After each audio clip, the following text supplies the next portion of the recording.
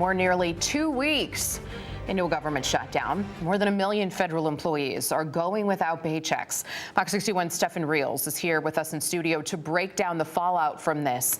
Stefan. Hey, Sarah, this could be a very big week as far as the government shutdown is concerned. If it's not over soon, people in the military could lose out on their first paycheck since this shutdown began at the top of the month. And that paycheck was supposed to come out on October 15th.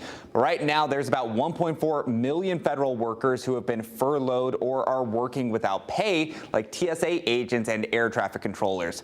Now, we've already seen delays caused by this at airports across the country, like in Arizona or Florida. And sick calls for air traffic controllers, they have created shortages at 12 facilities. And Transportation Secretary Sean Duffy says those delays from staffing issues have gone up more than 50% over the past few days. But here in Connecticut, we've actually managed to avoid most of those impacts. And at this time, leadership at the Bradley International Airport tells me that there has been no operational impact by the shutdown at this time. Now, in the past, government workers have gotten back pay after the government shutdown had ended, but in the meantime, it still caused a lot of anxiety for people, especially for long-standing traditions tied to landmarks like national parks that have either reduced what services are available or have closed entirely. And believe it or not, the shutdown has had a big impact on the running community. Concerns were raised about the Army 10-miler, a tradition in the D.C. area for more than 40 years now. It goes through several landmarks operated by the National Park Service. However, it was almost canceled this year.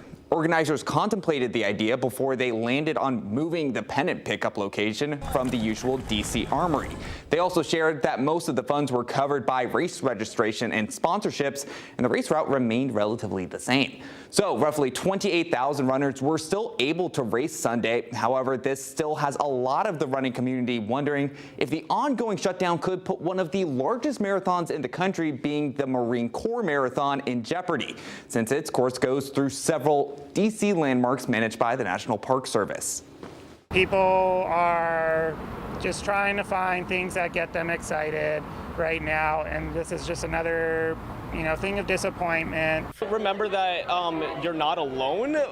Every other person who has signed up for a race that might be potentially canceled is also trying to navigate the situation. The Marine Corps Marathon hasn't announced any changes at this time. However, organizers say they are keeping an eye on the situation as far as the government shutdown goes. So a lot of moving parts right now for a lot of runners. And when is the marathon? So the marathon for the Marine Corps, that happens in 2 weeks. So people are like really glued to what's going to be happening. A lot of people have been just anxious, just looking at the Marine Corps social media just for any updates, which are the only place that it's going to be coming from. Okay.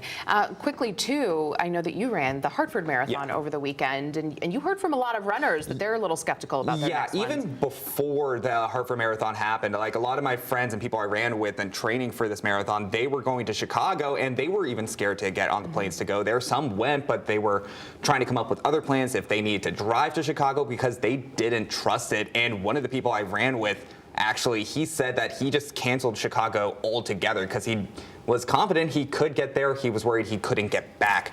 And that takes a lot. This Chicago Marathon is like, when I say one of the biggest marathons in the world, it's like one of the 7 biggest. Maybe only a handful of people get a chance to run it ever. Okay. So yeah, so it's a big deal for those people. They've been training for a long time. All right. Thank you, Stefan. We appreciate it.